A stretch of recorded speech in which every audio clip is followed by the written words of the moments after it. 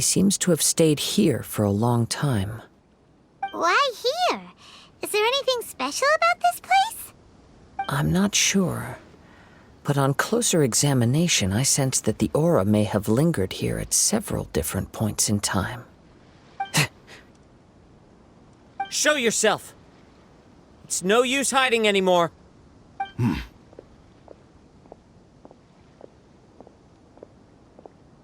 Kaede Harakazua. It's you, at last. Aha! So it is the same guy from before! What's your problem, huh? What could you possibly have against Kazuha? Indeed, there should be no enmity between us. If it is Amenome Yuya that stands before us. But what if instead of facing Amenome Yuya, we are in fact facing the blade in his hand? Now that you mention it, it is giving off a strange light. Whoa, whoa! Surely you don't mean... Are you serious? Tatarigami energy often lodges itself within physical objects, then works to subtly affect any living organisms in its vicinity.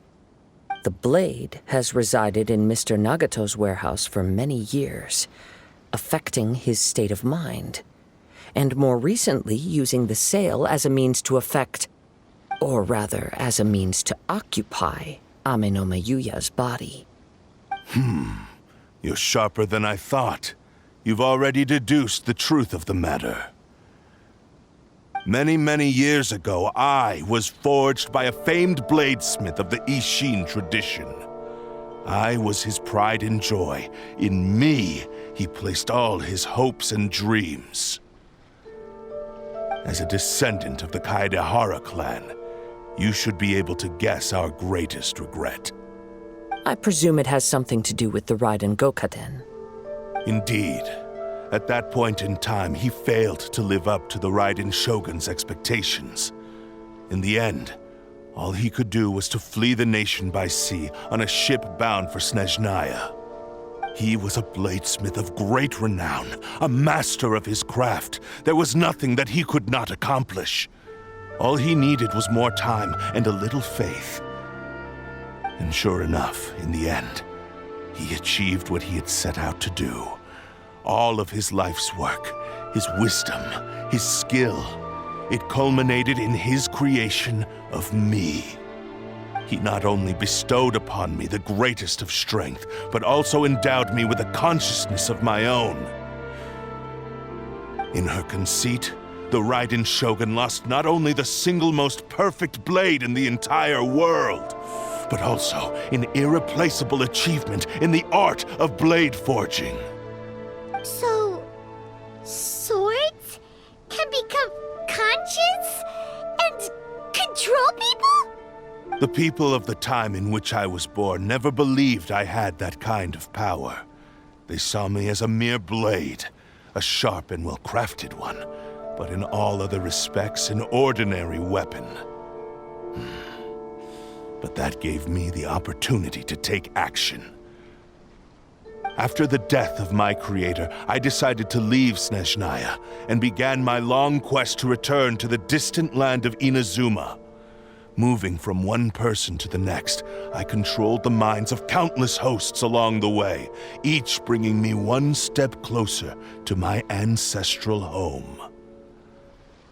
I seek but one thing: to face the full force of the Raiden Shogun's blade and prove my power, the might of Ishin art! So Amenome Yuya was not your first victim. Tell me, what happens to those you've possessed when you've finished using them? My hosts? Who cares what happens to them? They are but tools that serve my mission. When they got tired, or injured, or unusable, I hopped to the next one in line. All I needed them for was to take me back to Inazuma. You're awful! After I returned to Inazuma, I decided to bide my time in Nagato's warehouse until Amenome Yuya handed himself over to me on a silver platter. At long last, I'm approaching my journey's destination. By Amenoma Yuya's body, I have found you, and by your hand, I shall defeat the Raiden Shogun! Kaede Harakazuha, you stood against the Raiden Shogun's Muso no Hitotachi. There can be no other to serve as my host for what is to come. Now, give your body over to me!